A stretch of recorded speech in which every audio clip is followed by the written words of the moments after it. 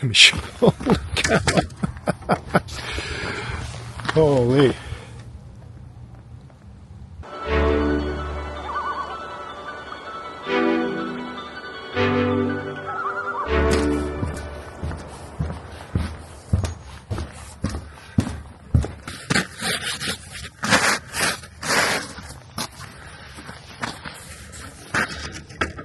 Good morning, everybody. Welcome back to the channel. This is Henry. This walkway is not nearly as slippery as I thought. Anyway, I am back at Sassmat Lake in Port Moody, and the reason that I'm back here is because the visibility last week was so stunning. I wanted to come back and grab or go for a dive at the other dock. Remember, there are two docks here. Let me just quickly show you. So there is one dock and then the other dock behind it. So normally I don't actually dive the same lake back to back, but in this particular case here, I'll make an exception because oh my god, look at the ice. Let me show you. Holy. That, my friends, is a little frozen. Anyway, I don't normally dive the same lake back to back. I usually like to travel around a little bit. But in this case here, definitely want to grab this dive while the visibility is really good. It's supposed to start raining in a few days, and then the temperature will rise. So it won't be snowing, it'll be raining. And once it starts raining, the turbidity goes up because from all the stuff that gets washed into the waterways from just the shoreline, all this sediment. So it'll cause the visibility to go to crap, and I won't be able to see nearly as well. So might as well come and do this dive while the visibility is good. Woo. It's a balmy -3 right now. Put my caution diver at work sign up. That's my hood. It's frozen. Frozen solid. And my mask is actually frozen to my fin. That's how cold it is out here. It's cold as heck over here. Everything is frozen. I gotta get in the water to actually warm things up, and then I'll start the dive. See you guys in the water. I wait to thaw first.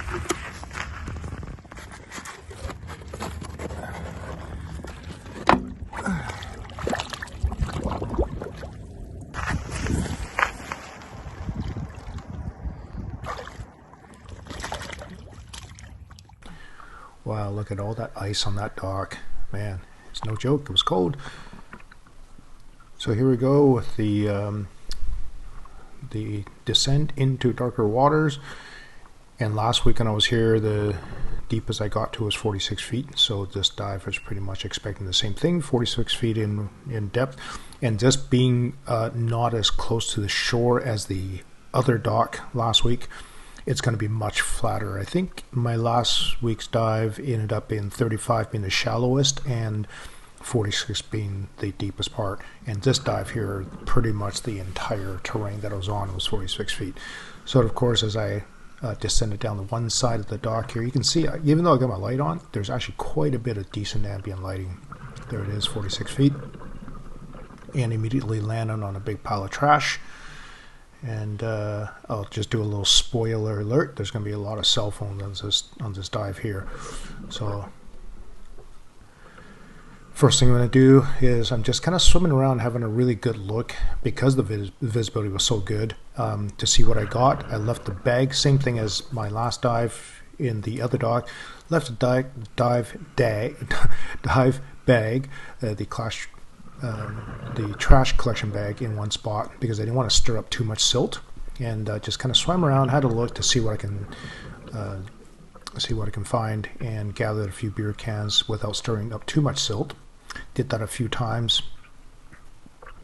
and then I moved the bag closer to where the bulk of the garbage is. You can see here every time I do this, when I'm picking up one piece after another, not only am I disturbing the silt that the can or the bottle was sitting on, but also as I drag the bag, yes, that was a dead fish at the bottom of the screen there. There's the first phone. Of course, I had no idea I was going to find that many phones, but there's phone number 2.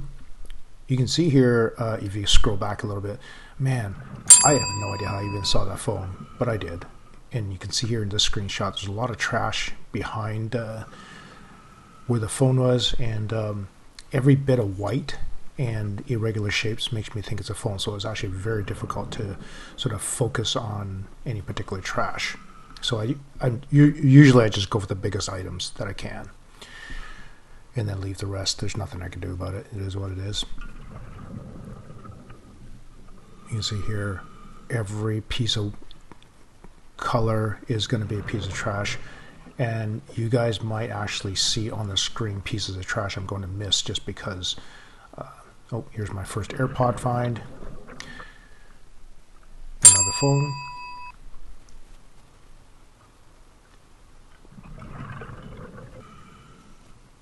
And AirPod number 2. Look at all that trash that's behind me there, or behind the on the ground. Here's a big pile of trash. And of course, when I pick up as many as I can, I lose the visibility incredibly quickly.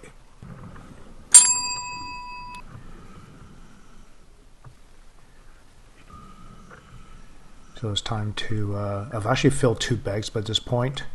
You can see here, the first bag's already full, and launched both bags to the surface.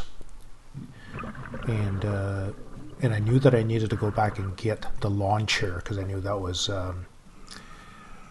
something that I want to get out of the water. And as I'm going back the direction that I came, I'm looking around to see if there's anything of note. And of course I saw another phone.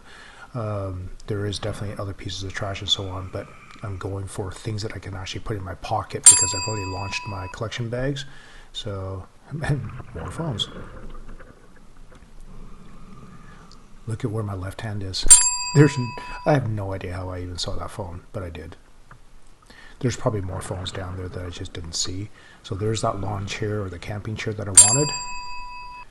I actually think I had this phone earlier and I just dropped it because I'm pretty sure if you look at the ending photo, there's only going to be the one phone. So I got the camping chair, got the paddle, and you can see here by my dive computer, I'm starting to head up.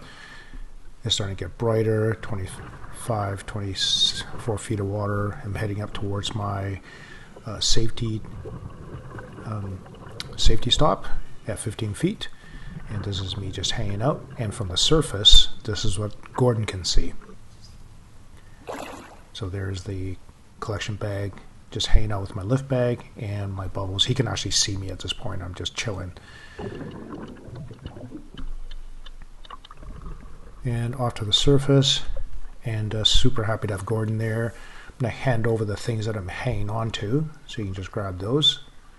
I would have done this differently if Gordon wasn't there, but I purposely brought Gordon with me, and for reasons you'll be really obvious in a second here, I had to swim over to grab the lift bag because it floated away from the dock,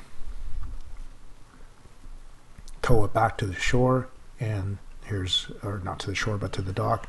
And Gordon was able to pull that out of the water, and this is why I needed him there, because he's able to pull that up, and over here you can see when I'm climbing out of the water using the swim ladder, this is with all my dive gear on. It's probably like around, I don't know, around 80 pounds of dive gear, I think. So this is very difficult to do. So if I had to actually haul out those 2 bags on my own, it would be super I am cold. I need a few seconds here just to warm up. So today is not a day to get wet inside my dry suit. I don't have a full flood, but the whole front of me is soaking wet because I looked up like this to look for stuff, and the water drained in through my next heel, and once it started, I couldn't get it to stop. Oh, there's so much trash down there. Holy crap. A really good visibility, and I was able to get a ton of stuff. Got 2 bags, and there's so much more. There's easily another 2 bags here. Got a whole bunch of phones. Let me get warmed up. My face is frozen, and then I'll take you down and show you. Holy cow. Oh man, I'm shaking so hard that I don't think the gimbal can even steady this shot. Oh my god, it's cold. my whole dive underwear was soaked. So I have my fleece underwear and then the undershirt that was soaked. My actual underwear is soaked. 2 layers of socks, they were both soaked. I had to strip it all off. I'm kind of slowly warming up here. Holy cow.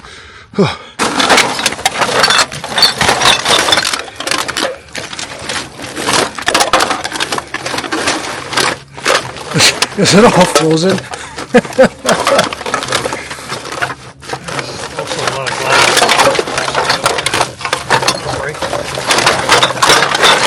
Watch for the crack in the pavement there, because there's more phones in there. Sorry? There's more phones in these, so just make sure when you drop it down that crack.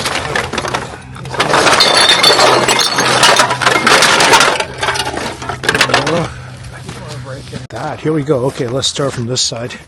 We got some random bits and bobs here. There's more sunglasses down there, but I kind of passed them to get to other good stuff. And then looks like we have 7 plastic bottles, and I think roughly 19 glass bottles, and then 1, 2, 3, 4, 5, 6, 7, 70 cans, a camping chair. Here's the fun stuff. I did not realize I got 10 phones. 10 phones. I thought I got 8, but I ended up getting 10. A couple of AirPods, some vapes, a couple of paddles. That's the most phones I ever recovered on my own, in one shot. Thanks again to Gordon for coming out to help on such a brisk and cold day. Without him, this would have been so much more difficult. Thanks again for my Patreon supporters, and to Pacific Pilsner for supporting my work. Take care, guys.